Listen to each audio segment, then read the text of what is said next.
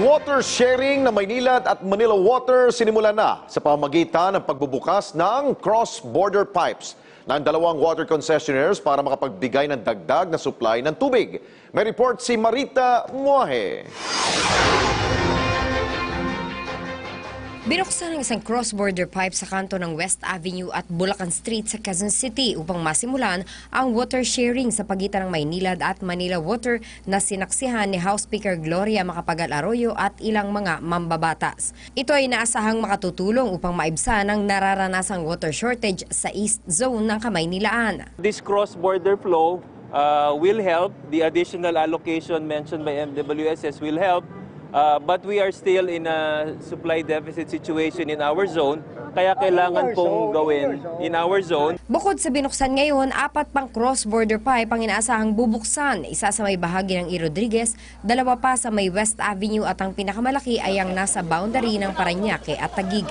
Inaasa na masasagot ng pagbubukas ng mga cross-border pipes na ito ang 25% ng kakulangan sa tubig. Sinimula na rin naman ang Cardona Water Treatment Plant na magbibigay din ng karagdagang 25% na water supply. The other thing po na development very recently, yung Cardona Water Treatment Plant, drawing water from the lake, delivering 24 MLD for Binangonan up to Halahala, nagsimula na po kahapon. So makakaibsan po dun sa area na yon. Bukod dito ay pinahanda na ni Arroyo sa Manila Water ang draft ng isang committee resolution para sa paggamit naman ng underground water. The Manila Water was already given the authority by NWRB to start simultaneously. Lahat ng kanyang gawin niya.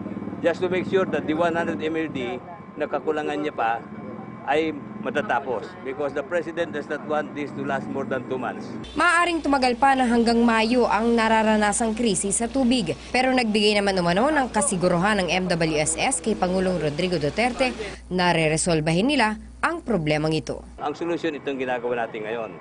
So I already assured the President that through Secretary Villardia that please assure the President that MWS will solve this at its level.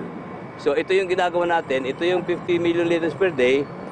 Yung 50 million liters per day ng Carmona, we have already, so last night, nag-report na si First, sinabi niya ulit ni Mr. De La Cruz, another 24. I will make sure that that will be open, yung 50 within this month, bubuksan nila yan. Marita Muahe, para sa Bayan. Pagsapit ng alas 6 ng gabi, tutok na sa Balitang Subok at laging una.